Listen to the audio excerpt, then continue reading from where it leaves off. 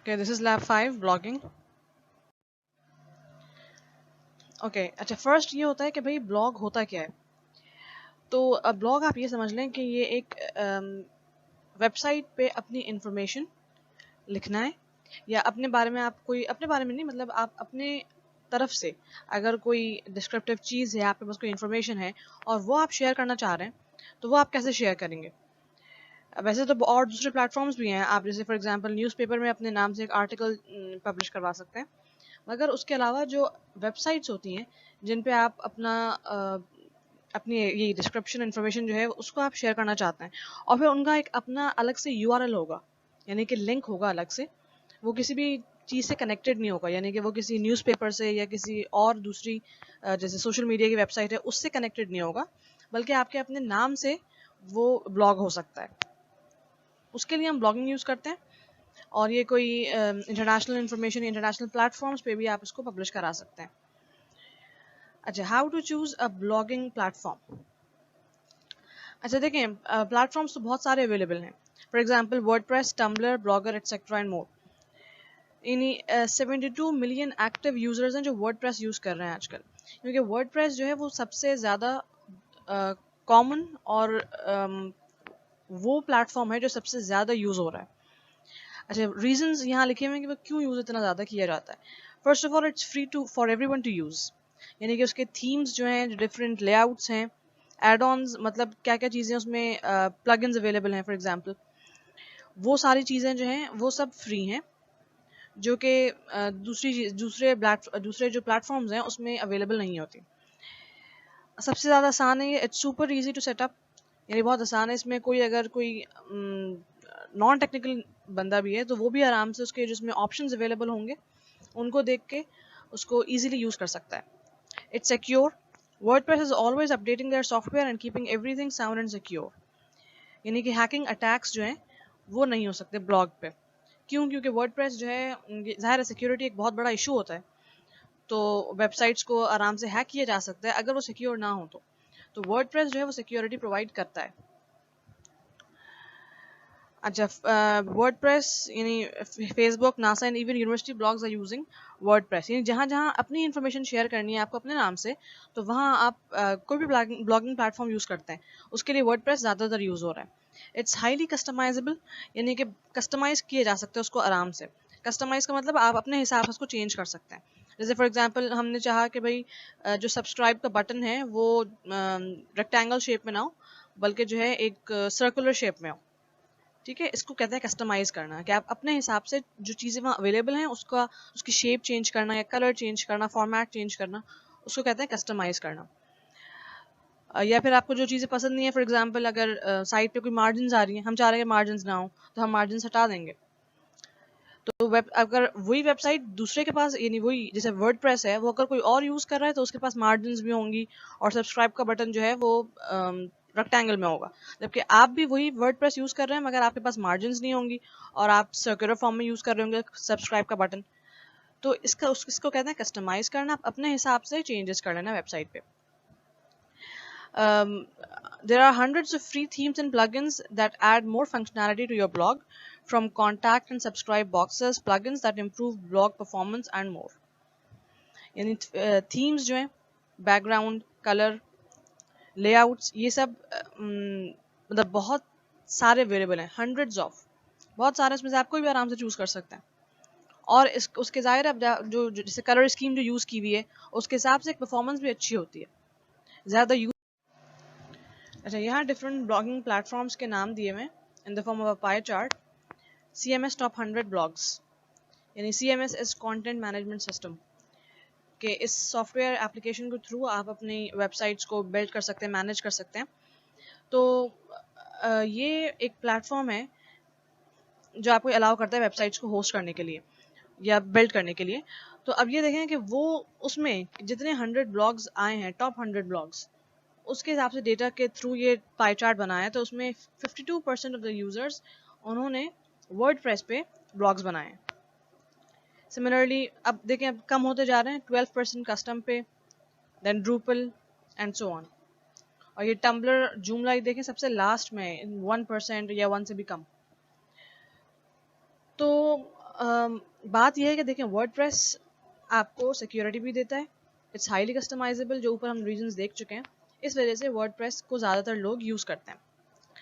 अच्छा, now why you shouldn't create a blog on free blogging platform. First is you don't control your content. अब देखें बात ये होती है कि आपको अगर कोई चीज़ फ्री यूज़ कर रहे हैं तो कोई ना कोई चीज़ यूज़र की ही वो कॉम्प्रोमाइज़ हो रही होती है. अब यहाँ क्या है कि आप अपना कंटेंट जो है वो कंट्रोल नहीं कर सकते. फॉर एग्जांपल उसमें एडवर्टाइजमेंट्स उन लोगों के लगेंगे.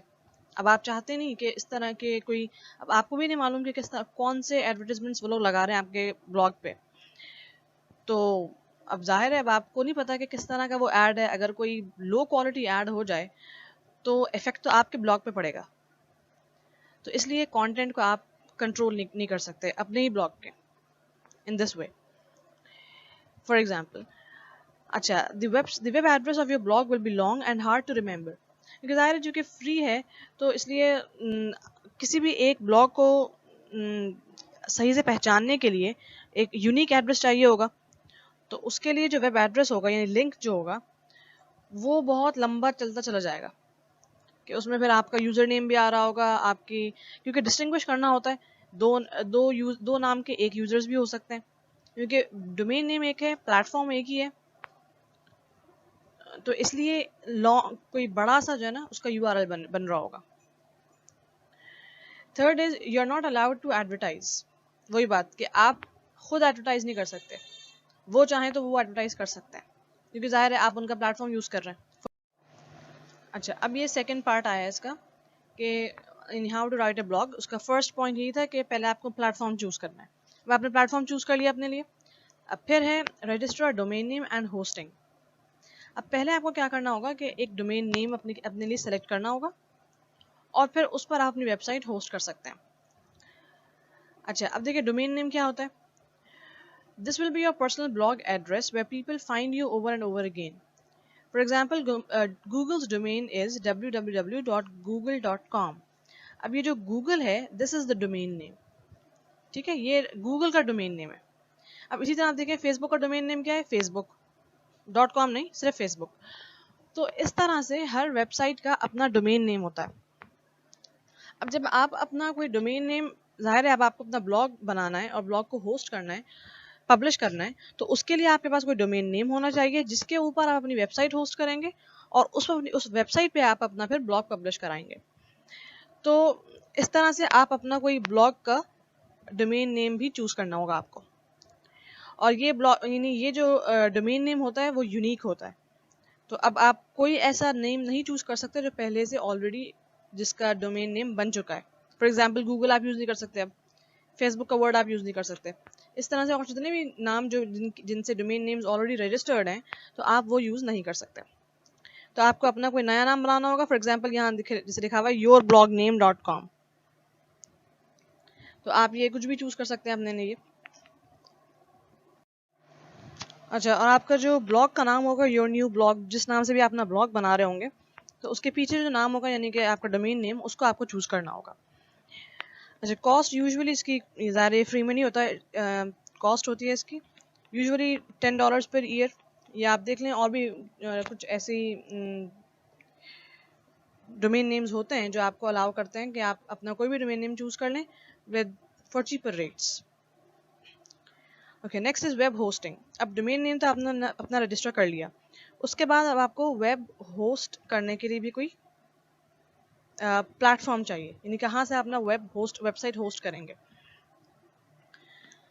This will be the home of your blog address and content that's on a blog. यानी कि वेबसाइट को आप जब वेबसाइट के ऊपर अपना कंटेंट लिखेंगे, यानी कि आप अपना ब्लॉग के ऊपर कंटेंट लिखेंगे, तो उसके लिए आपने जब अपना डोमेन नेम रजिस्टर कराया है तो वो तो आपका डोमेन नेम रजिस्टर्ड है. फॉर एग्जांपल जैसे फेसबुक था, फेसबुक एक डोमेन नेम है. इसी तरह आपका भी फॉर एग्जांपल अगर डोमेन नेम ये हो जाता है कि न्यू ब्लॉग्स या न्यू डेली ब्लॉग्स, ठीक है, डेली न्यू ब्लॉग्स आप ये नाम रख लें अपना, तो डेली न्यू ब्लॉग्स अभी आपका डोमेन नेम है. अब आपको कोई ना कोई ऐसी चीज़ चाहिए जहां आप अपना ये वेबसाइट को होस्ट करेंगे और उसके बाद फिर वो वेबसाइट नज़र आ रही होगी on the over the internet. तो उसके लिए वेब होस्टिंग के लिए भी एक प्लेटफॉर्म चाहिए होता है जैसे फॉर एग्जांपल आप देखते होंगे अक्सर आपको ऐड नज़र आता होगा HostGator का, hostgator.com। ये एक वेबसाइट है, ये एक होस्टिंग प्लेटफॉर्म है। इसके थ्रू आप अपनी वेबसाइट को होस्ट करवा सकते हैं।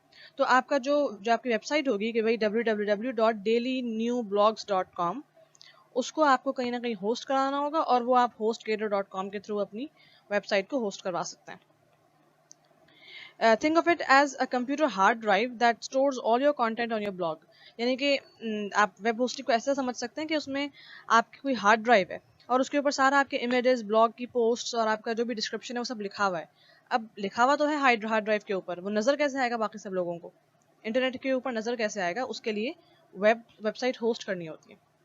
इसकी भी कोई फीस होती है, कॉस्ट होती है, for example $2 to $5 per month.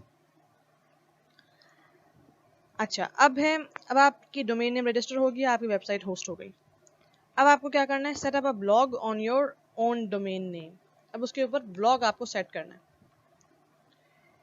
Self hosted WordPress, इसको बोलते हैं सेल्फ होस्टेड वर्डप्रेस, कि आप यानी किसी और वेबसाइट की जो डोमेन है, वेबसाइट होस्टिंग प्लेटफॉर्म है, आप उस पर जाके, फॉर एग्जाम्पल hostgator.com है, आप उस पर जाएं और जाकर वर्डप्रेस को ही फिर होस्ट करवाएं। वर्डप्रेस जो कि ऑलरेडी अवेलेबल वेबसाइट है, आप उसको होस्ट करवा रहे हैं सिर्फ।